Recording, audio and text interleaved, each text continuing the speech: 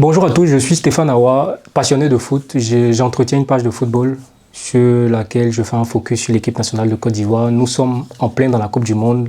On perd contre la Norvège. Je pense que le premier état des lieux, c'est de dire que on avait une équipe en face qui n'était pas du tout dangereuse. D'ailleurs, je pense que il y avait un équilibre au niveau de la prudence. Quand la Côte d'Ivoire possédait le ballon, l'équipe norvégienne était prudente. Quand l'équipe norvégienne possédait le ballon, la Côte d'Ivoire était prudente. Et je pense que l'équipe norvégienne a failli faire très mal après son premier but à la 38e de Noussa. S'ils avaient concrétisé dans la foulée à la 41e, je pense que c'était une Côte d'Ivoire qui aurait reçu un coup de massue. Et je ne pense pas qu'on pourrait revenir dans ce match. Donc après...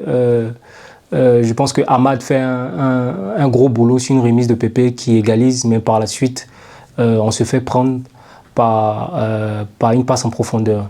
Sur cet élément-là, sur cette phase de jeu-là, je pense que les remplacements sont, à mon avis, à mon humble avis, je ne suis pas entraîneur, mais à mon humble avis, approximatifs, parce que on sent que Sangaré et Kessié sont en train de tirer la langue. Ils sont fatigués, ils n'arrivent plus à répéter les courses. D'ailleurs, vous voyez comment Sangaré accélère pour pouvoir contrer celui qui fait le retrait.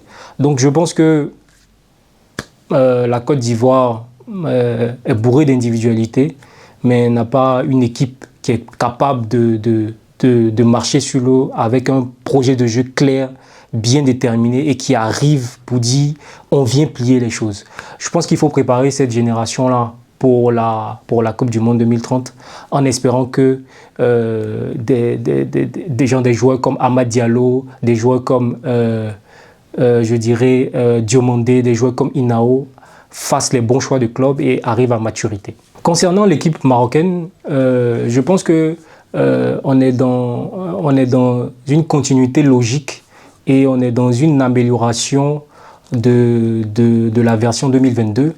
Wahabi avec son apport de mettre Boadi dans le cœur du jeu, de mettre un faux attaquant comme Saïbari, qui n'est pas vraiment un attaquant, qui est plutôt, je pense, un milieu de terrain.